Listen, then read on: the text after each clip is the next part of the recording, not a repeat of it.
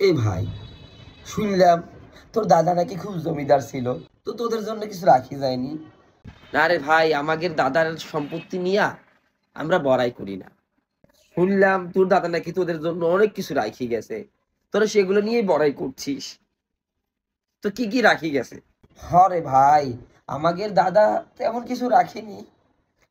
5 বিঘা জমি রাখি গেছে, 5টা মুরগির খামার রাখি গেছে, আর 5-5টা আস্ত গরু রাখি গেছে। তোর দাদা কিছু রাখি যায়নি? আমরা দাদাকে জিনিস নিয়ে বড়াই করি না, আমরা নিজেরাই কিছু করার চেষ্টা করতেছি, বুঝছো? এটা তুই কেমন কথা করছো? তোর দাদা কিছু রাখি যায়নি? আমাদের দাদা কি রাখি গেছে?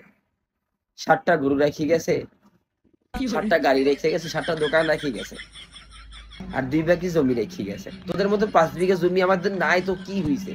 আমাদের যে 7-7টা গাড়ি, তারপর 7-7টা গরু, আমাদের দাদার একটা পছন্দের সংখ্যা ছিল 7, সে যা কিন্তু সব 7টা কইরা, বুঝছো? আমাদের দাদার যে 7-7টা করে এই গাড়ি আছে, গরু আছে, সেগুলো যদি আমরা বিক্রি করি, বুঝছো, আমাদের 7-7টা করে যে সম্পদ আছে সেগুলো বিক্রি করলে তোদের এই খালের জমি এমন অহরহ কিনতে পাইবো, বুঝছো? তো আমরা বাপদাদাদের জমি সম্পদ নিয়ে বড়াই করি না, আমরা নিজেরাই কিছু করার চেষ্টা করতেছি, বুঝছো? আমাদের 5 বিঘা জমি আর 5টা গরু, এগুলোর ধারে কাছে নিত গো সম্পদ আসতে পারিবে, আমাদের কাছে তোরা কখনো ভিড়তে পারবি না। আমরা জমিদার বংশ, জমিদারি থাকবো।